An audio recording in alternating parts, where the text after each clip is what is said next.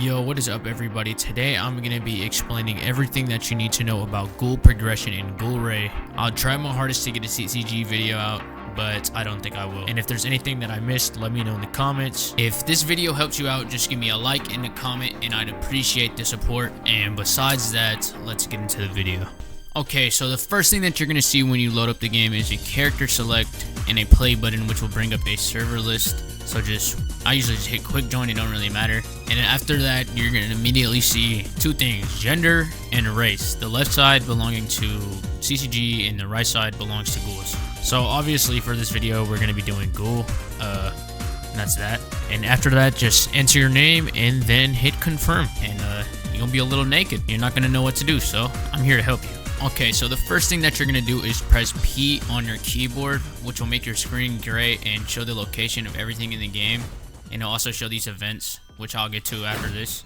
And you're going to want to look for the location that says Anteku. Okay, so this will be one of the main keys to progression in this game as a ghoul. But there's three specific things I want to talk about. The first thing being this delivery mission where you talk to this person and she'll give you a package where you deliver it to a ghoul for some EXP. And if you're confused where to go, the ghoul will be indicated by a red marker. And the second thing is this mission board where you can get missions to exterminate NPCs or players for some extra EXP, which will also stack on top of the EXP that you get for gripping the NPC or player. The third and final thing is NPC that's kind of easy to miss, and basically you just talk to her and it'll say check rank up requirements, and it basically shows you how much percentage EXP you have and everything that you need to rank up, which would be grips, missions, and events. Now that's out of the way. The main thing that you're going to be worried about is getting your kagune so you can actually fight. And what you're going to need to do is get 5,000 RC cells. Well, now I know what you're going to ask. CG, how do I get RC cells? Blah, blah, blah. To get RC cells, you're going to need to eat NPCs or players. It doesn't matter if they're CCG or human. Preferably, you're going to want to kill a ghoul because they will give you way more RC than an actual CCG would. Now, I would recommend finding another low-level player or another NPC just by walking around the map. But I do warn you, the NPCs are kind of hard, just kind of. So it might be a little bit trouble for a new player. But as you can see in this clip, whenever I hold Control plus B, I eat him and I gain RC cells. It will tell me how much I gained at the top of the screen. And after you think you've killed enough NPCs and gotten enough RC cells, have another player get you to half HP or less than half HP, and you should get whispers on your screen, and that will indicate that you have a kagune, which you can equip at any time holding Control plus E. Now, RC cells are one of the most important things in the game, but I will get to that after I talk about kagune re-rolling and also rolling other things in the game, like your clan or color of your kagune, or even if you just want to reset your skill points, you could even do that shit too. Now, to get these skill points, you need to run around the map and look for events, which you can see by pressing P, which are basically 5 minutes events that reset after completion and give you ghoul points on completion. And the points will go up depending on what faction you are and how many people are at that point. Along with that, you'll also get around like 3.5 times more gold points if you do the events during permanent death, which would be 7 during permanent death gold points, and then outside of permanent death, you'd only get 2. And permanent death is something I will get more in depth about after I talk about RC cells first. And the way that you actually roll your kagune is by hitting this marker in the top left next to the settings and the menu list and the camera. And then you'll see on the side ghoul points right here, and then to the left will be your options to roll. Okay, next we're going to talk about probably the most important factor and thing about being a ghoul, which would be RC cells. If you don't know what RC cells do, it basically gives you multiple benefits and buffs to your hunger bar, which you have at the bottom below your HP.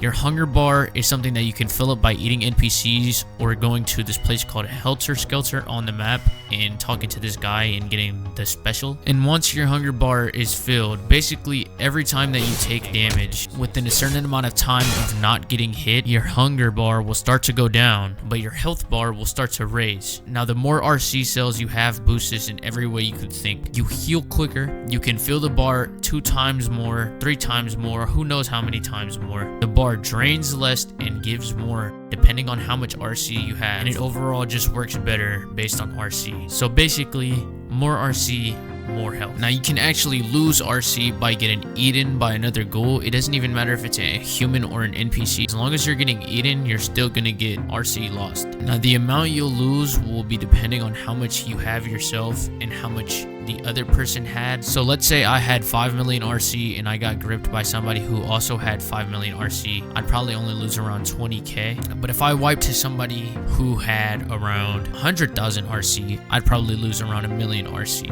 Now when you take somebody else's RC or you lose RC, the person who steals the RC from you is getting half of what you lost, but usually you'll lose a pretty big amount. And if you're wondering how much RC cells that you actually have at the moment, you could just press P on your map and go to the location called hospital, and you'll be able to see how many RC cells you have when you talk to the NPC inside of here. Now the next thing I want to talk about is another really important factor to the game, and that is permanent death. Now permanent death starts for 15 minutes at the beginning of every hour. So let's say it's 11:59, well as soon as it turns 12 a.m. it's gonna be permanent death for the next 15 minutes in probably most servers. Now there's actually multiple reasons that you are gonna want to do permanent death, and the main one is being progression. Once you hit A rank, to get to A plus and basically every other rank after that, you're gonna need PD survival progression. Now I don't know if it's still survival because that's what it was when I started the game, or if it's grips or events. All I know is you need to be active in PDs to progress. Another reason that you would want to do PD is so you could permanently wipe somebody. Now why would you want to do such an evil thing as permanently wiping somebody? If you wipe another ghoul and eat them holding control B, you'll actually take all of their RC for your own. So it could sometimes be as small as 100k RC, or sometimes you could wipe somebody and get 3 million RC. Now I already explained earlier, PD events give you more gold points during PD. That's not any new information, but it also gives you 2-3 times more progression in basically everything. And if you're having trouble leveling up, I just recommend getting some friends and going into a PD and sliming some people out. I'm not even gonna lie to you, I think I ranked all the way up to S plus within 45 minutes just off of PD and killing randoms. Player EXP is definitely the best way to level in this game. Now one other thing to note is that if you're trying to grip somebody during a permanent death and they leave while in combat, the RC will be divided equally dependent on how much damage each person did. And I think the last thing about permanent death is that all the loot crates and like drops from NPCs are going to be way better than before. Now next let's talk about factions. Factions are basically in-game groups that are owned by players that invite other players to join in and basically fight as groups and do things such as lore events, which are basically faction versus faction, and just having a group overall. In this game there are 3 factions: Aogiri, Enteku, and CCG. Now as a ghoul, the only 2 options that you have is Aogiri and Enteku. Enteku being an open group that anybody can join as long as you're not in another faction, and you can slowly rank up as you play with them. And Aogiri being a group that you actually have to try out to join, and for every rank up you also have to fight a higher up. Now another small thing that I'm gonna go over is buybacks. Basically just whenever you get killed in a permanent death event, you can buy yourself back with 1,000 Robux, or I guess it's called a last grace, my bad. And I honestly did not mean to keep this to the end of the video, or like towards the end of the video, but stat points and your menu. So if you press M, you'll get 3 things that pop up on your screen: skills, quest, and equipment. So on your skill bar, you have 3 things you could choose between to fill your stat points with, and by the time you're max rank, you'll have 50 stat points. So first is strength, which on the Trello it says that it scales your M1 damage, but somebody commented on my other video and told me it didn't, so I'm not sure, but it scales up until 21. You get 4 moves: gut punch, soaring blow, axe kick, and leg sweep. After that you have dexterity, which gives you sudden kick, aversion, reverse tide, lunge, and triple step. Dexterity, which is kind of like a fast pace, you know, Hakata type of build if you ever played Type So, but at the same time it's nothing like Hakata. And every time you add dexterity, it opens up a dodge frame, I think, or something like that. Next on your skill tree will be mastery, which is unique for both races, but they both also share a move, which I will get to. Mastery scales your Queen K or Kagune skill damage, so like the Z, C, and X move that you're gonna have for your Kagune are basically scaled off your mastery.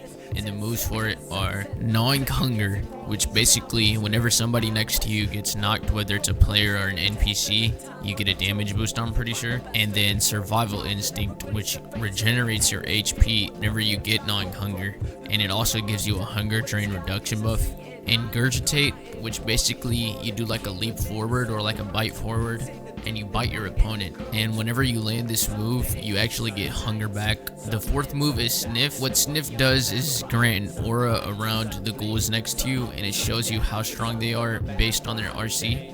Then you have Ambush, which is the move I was talking about. Basically the way Ambush works, whenever you guard break your opponent that's a CCG, their Queen K will break and they'll be stuck using their hands. Then we have Thrill of the Hunt, which basically just upgrades your Sniff with a more precise telling of how much RC they have, and it also shows you their HP. After your skill tree, now you have Quest, which basically just tracks the quest that you currently took, nothing too crazy. After Quest, you have Equipment. Now with Equipment, there's multiple things that you can wear at once. You have head, back, neck, torso, arm, and leg. And I actually don't have anything for torso on this slot or any slot. I'm not even sure if you can get anything for torso right now. And then you can boost your max health, your max posture, your cooldown reduction, your max hunger, your damage, your skill damage, your action speed, and your defense. Now the way to actually get these equipments is by doing permanent death survivals and killing people in permanent death. I don't know if this shit still works because it's kind of bugged right now, but hopefully it works whenever the game comes out. One of the last things that I want to talk about is V2 Kagunes. Now not all Kagunes have a second form, but specific ones do, and they all have their own RC requirement.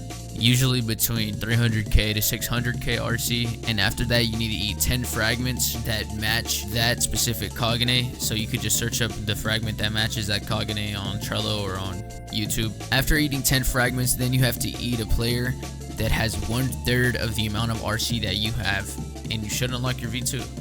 Thing that I haven't talked about is hunger drain weapons.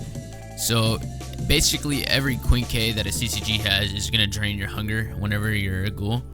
But also Noro V2 is a Kagune that you can get, which is a second version of Noro that basically just allows you to drain hunger from anybody that you attack. Small thing that I forgot is clothing stores. There's a clothing store on the map. Basically when you spawn in, you're going to be cold and you're going to shiver like every 15 seconds, so you need to get clothes. On top of that, there's also clothes inside of Anteku, and you could wear the maid outfit or whatever the fuck that shit is. Now I think that wraps up about everything, because I'm not trying to have this video be too long, but if you want a more in-depth and detailed guide of like 1v1ing and shit like that as a ghoul, just tips and tricks, let me know in the comments. I'll definitely try to do something like that. And besides that, I'll see you on the next one.